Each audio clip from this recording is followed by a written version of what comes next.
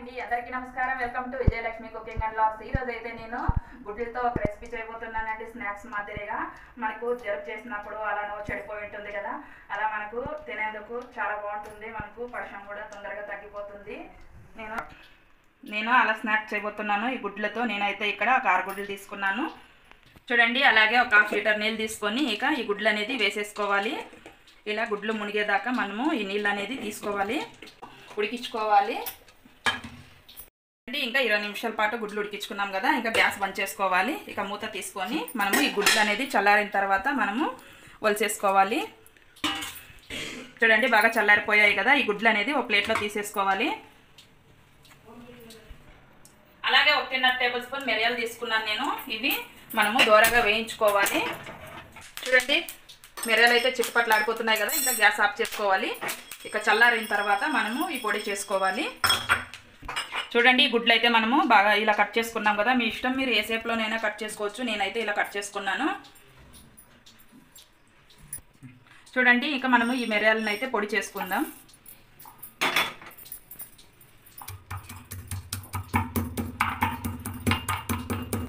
చూడండి ఇక పొడి అయిపోయింది కదా మిరియాల పొడి.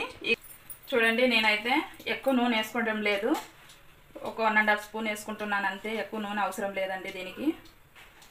చూడండి ఇక కాస్త నూనె వేడైన తర్వాత ఇక మనము ఈ గుడ్లు అనేది వేసేసుకోవాలి.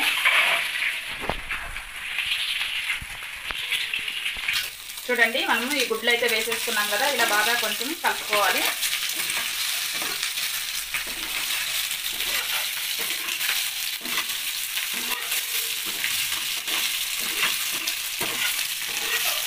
చూడండి ఇలా కాసేపు అయిన తర్వాత మనము కాస్త పసుపు, చూడండి కాస్త చిటికెడు పసుపు,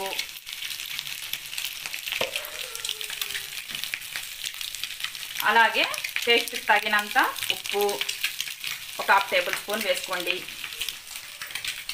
ఒక 1/2 table spoon red chilli powder. మనమైతే మిరియాల పొడి వేసుకుంటున్నాం కదా, ఇక కాస్త నేను తగ్గించి వేసాను కారము. ఇక గ్యాస్ అయితే స్లిమ్లో పెట్టుకోండి. ఇక మిరియాల పౌడర్ వేసుకొని 1.5 స్పూన్ వేసుకుంటున్నాను మిరియాల పౌడర్ అయితే నేను ఇక్కడ. ఇక గ్యాస్ బంద్ చేసుకొని మనమైతే ఇక బాగా ఈ గుడ్లు అనేది కలిపేసుకోవాలి.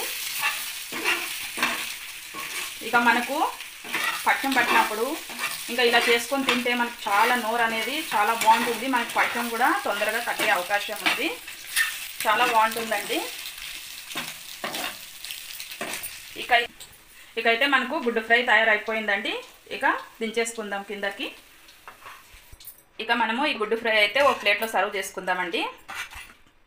చూడండి ఇక గుడ్డు ఫ్రై అయితే రెడీ అయిపోయింది.